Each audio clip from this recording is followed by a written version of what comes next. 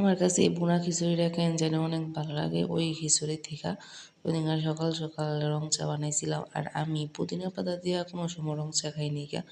ওদিনকা প্রথমে পুদিনা পাতা দিলাম রং চার মধ্যে, কারণ কাবাবের লিগা পুদিনা পাতা আনছিলাম তো অনেকখানি পুদিনা পাতা রয়ে গেছিল গা। তো ভাবলাম যে রং চার মধ্যে দিই, আর আমি জানিও না আমার জামাই বলতেছে রং চার মধ্যে পুদিনা পাতাটা খায়, তো আমি তো জানি না।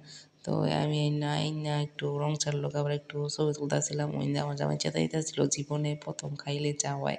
আসলে আমি জীবনে প্রথমই খাইছি।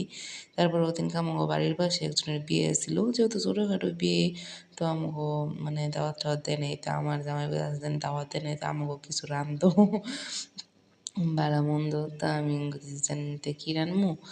ওদিনকে ওই বাসায় আমাকে বাইতে জমা গেছিলাম, তো আমার নানিকে বাসায় আমার নানি এমন ভুনা খিচুড়ি রাঁধছিল, ওই সঙ্গে দেখছি যে আমার জামা অনেক পছন্দ করছে। তো ভাবলাম যে ফ্রিজে 4-5 টুকরা গরুর মাংস আছে, মুগ ডালও আছে, তো ভুনা খিচুড়ি রান্ধি। তো এর লেগে আমি ওই 4-5 টুকরা গরুর মাংসই বাই করছি। বাই করে তারপরে এই যে ভুনা খিচুড়ি লেগে আগে এই জায়গায় পেঁয়াজটা সুন্দর করে বাইচা লইতেছিলাম।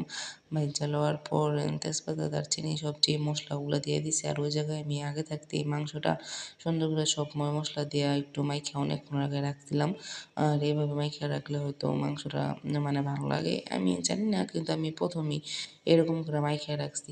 কিন্তু আমি সবসময় গরুর মাংস যদি এমনি রান্ধি তাহলে সবসময় আগে থাকতে এমনি মানে মাইখা রাখি, ওই মাইখা যে বহাই গরুর মাংস কষায়া বহাই না।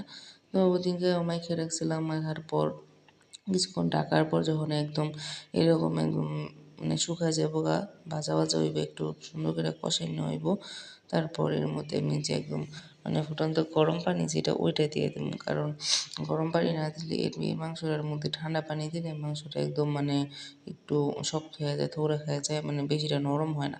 তো আমি এর লেগা ভালো করে যে মাংসটা কষায় লইতেছিলাম।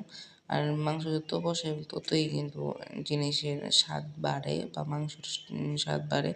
তো এই জায়গায় সুন্দর করে যে মাংসটা অনেকক্ষণ লাগে আমি কষাইছি, আর এই যে এই জায়গায় কষানোর পরে একদমই মাংসের যেই মানে মশলাটা ভাজা ভাজা হয়ে যাইতেছিল গা। তারপর ওই পাশে আবার আমার গরম পানি বসানো ছিল, তো আমি এই জন্য সাথে সাথে গরম পানি দিয়ে দিছি। আর গরম পানি দিয়ে দিছি দেখে মাংস কিন্তু একদমই মানে নরম হয়েছে, শক্ত হয় নাই। আর নাইলে ঠান্ডা পানি দিলে মাংস একদম থোড়া খাওয়া যায়, তো শক্ত হয়ে যায়। তো এই জায়গায় যে আমি গরম পানির পরিমাণ মতো দিয়ে ঢেকে দিছি। আর যেহেতু মুগ ডাল ভুনা খিচুড়ির মধ্যে একটু বেশি দিতে লাগে, তো এই জায়গায় আমি একটু বেশি মুগ ডাল লইছি, কারণ মুগ ডাল বেশি না দিলে ভুনা খিচুড়ি মজা লাগে না।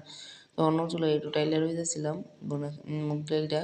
আর এই যে জায়গায় আমার ভুনা খিচুড়ি রেডি। আর মানে বাকি ক্লিপটা লইতে ভুলে গেছিলাম, আমি একটু ভিডিও করলে আর একটু ভিডিও করতে ভুলে যাই।